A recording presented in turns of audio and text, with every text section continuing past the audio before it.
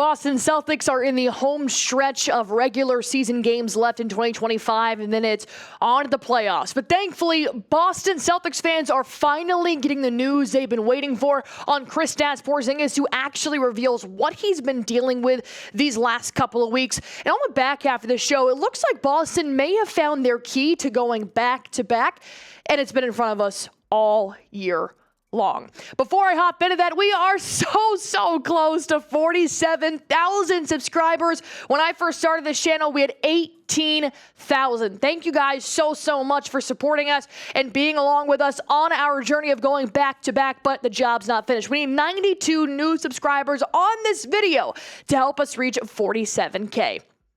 So Kristaps Porzingis did return over the weekend against the Brooklyn Nets after he missed 8 games as he's been dealing with a mysterious illness that has obviously kept him in the bed. And then, of course, he went on medication, started hanging out more and more with the team, putting up some shots, and then he finally made his debut and made us realize what we were all missing as Celtics fans. When he played against the, albeit very scrappy, Brooklyn Nets, he played a full 32 minutes. And let me tell you, when I saw that Porzingis was available, I was not expecting 32 minutes, nor was I expecting the team-high 24 points, 2 boards, 1 block. He went 9 for 16 from the field. He was a little bit shaky from the three-point line, shooting 1 for 7, but obviously he had to start finding his rhythm. But overall, he didn't miss a beat.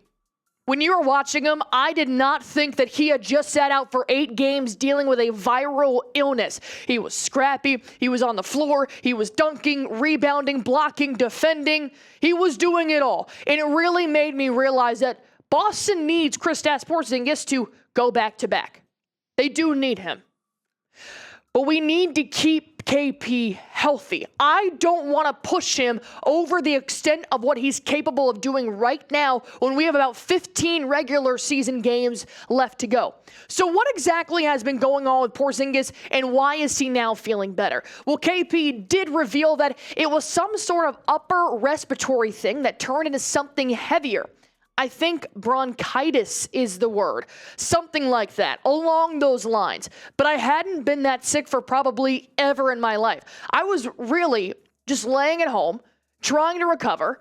After that, I still had lingering fatigue. I still have it a little bit. I don't know if you guys have ever had the flu, bronchitis, pneumonia.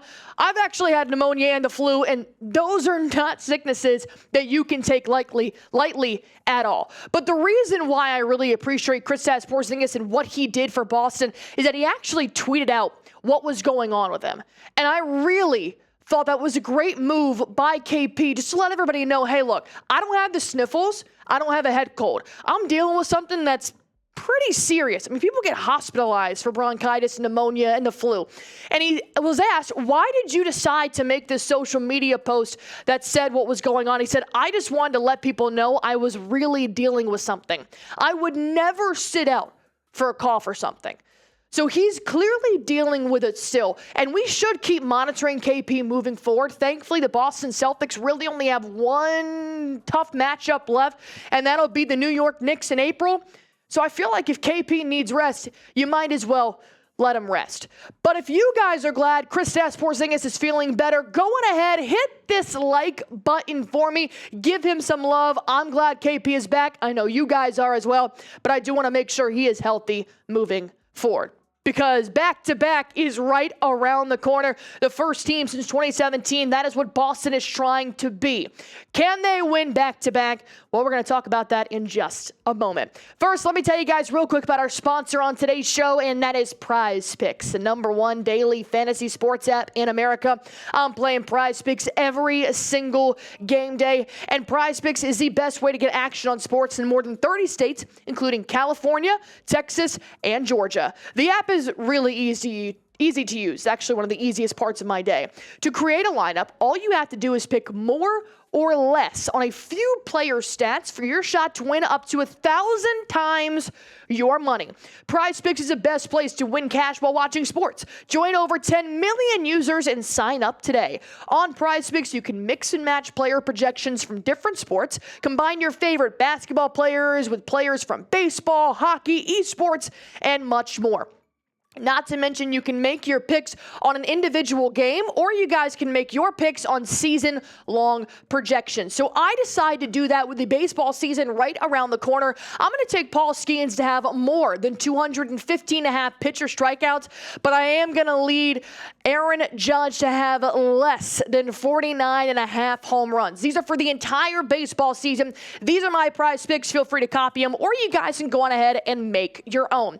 PrizePicks does offer Venmo, Apple Pay, MasterCard, and more for quick and easy deposits into your account this sports season. If you guys want to go on ahead and test out your skills, just download the PrizePicks app. Use code CLNS to get $50 instantly after you play your first $5 lineup. Download the app today and use code CLNS to get $50 instantly after you play your first $5 lineup. PrizePicks, run your game.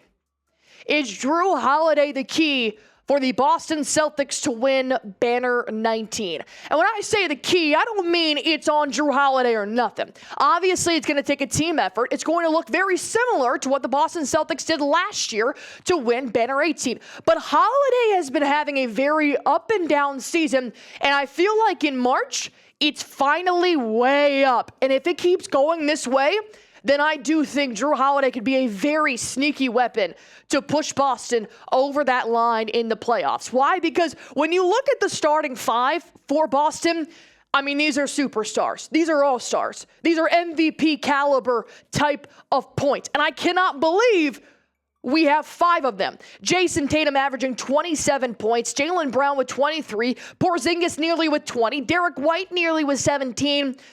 But there tends to be a little bit of a weaker link in scoring in that starting 5, and it's always fallen on Jrue Holiday's shoulders. Now, naturally, Derek White is shooting off the charts right now. He is also playing some of his best basketball. KP normally averages around 20 points per game, but Holiday last year was averaging more than 12.5, so he's a little bit down right now. And defenses are starting to pick that up, because if you have to allow any Boston Celtic to shoot lights out any night, they're probably going to try and pinpoint Jrue Holiday because he's the least consistent to scoring.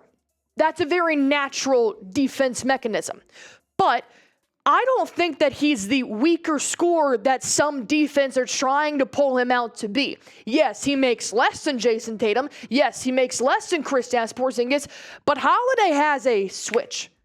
And he can start draining threes and driving inside in the matter of seconds. So if I'm a defense, I wouldn't try to pinpoint Jrue Holiday's weaker scoring abilities and use that as your strategy to try and take down the Boston Celtics. Because what Holiday has done is he is now proving to defenses, don't leave me open. Not in the corner, not at the top of the three-point line, and certainly not under the basket, because Holiday is playing some of his best basketball in the month of March. Is it still where it needs to be? No. But he is proving that if his scoring isn't there, then he can unleash the assists. If the assists aren't flowing, then he'll go drive down low and grab a board. He's doing so many things in other facets of the box score that it's making a difference for Boston to win.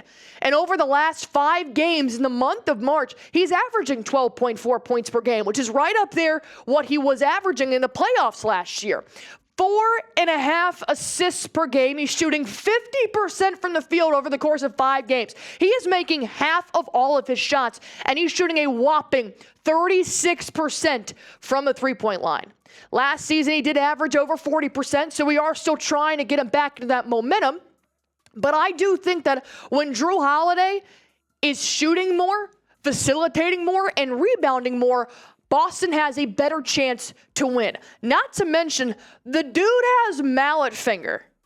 He literally has a broken finger. He drained a 3 and hit the little pinky celebration, like, what is it? The evil mini-me in Austin Powers when he lifts up his pinky there. Holiday is feeling himself with a mallet finger that literally has his finger bent the other way.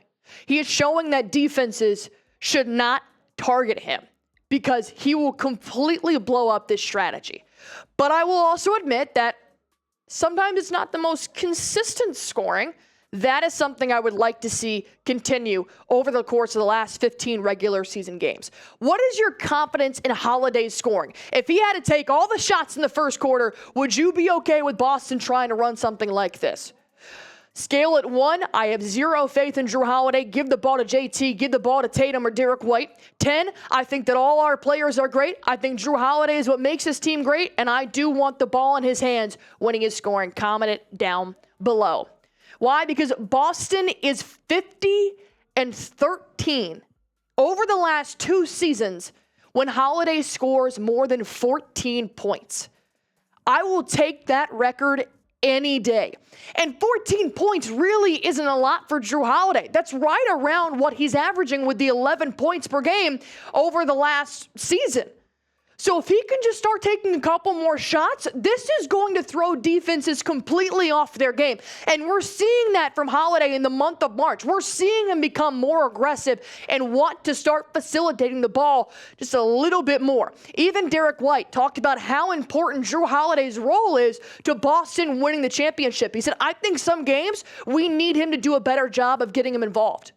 He's just so selfless and just doesn't care about anything but winning, but he's still Jrue Holiday, and it's still a problem out there.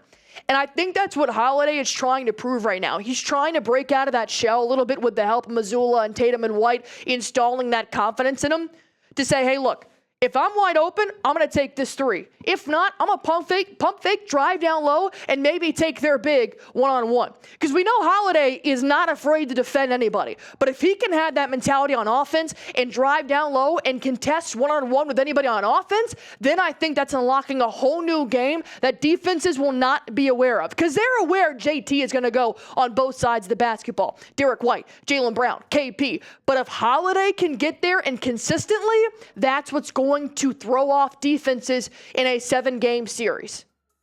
I'm not questioning that Holiday is a dog. Absolutely not. I think he's one of the best defenders in the NBA right now. On offense, because there's so many superstars, maybe Holiday has become a little too selfless. And he's taken that back seat and said, Tatum's going to drop 30, Brown's going to drop 28. I guess I really don't need anything more than 10 points to help him win. And that may be true. But I do think that if Holiday is leading in either assists on the game, scoring, or rebounding, or steals, I think whatever he decides to focus on for that game, if maybe his shot's not falling, all the scoring doesn't have to be on his shoulders.